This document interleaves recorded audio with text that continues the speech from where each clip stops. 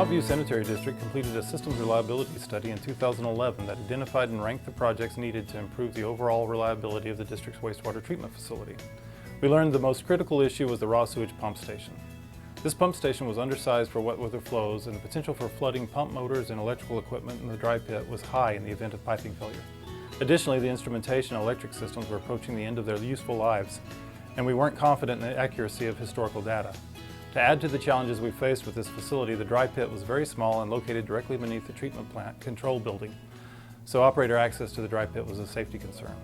We knew we needed to upgrade this system, but cost was going to be an issue because the engineer's estimate for overhauling the facility was $3 million. If we built a new pump station, it would cost $4 million.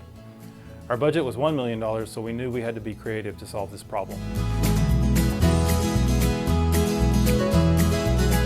The district decided that rehabilitating the existing pump station had to work within the budget they had, and worked with West Yost Associates to come up with a creative solution to address the issue.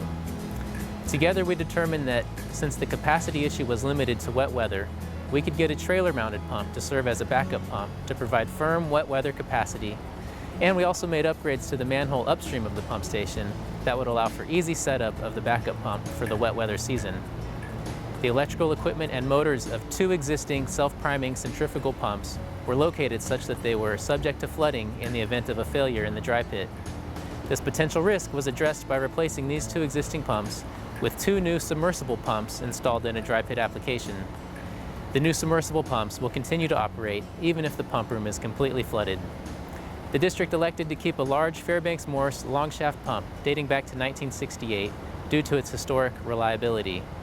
The 2 new dry pit pumps and the trailer-mounted pump increased the pump station's firm capacity from 5.8 to 10 MGD.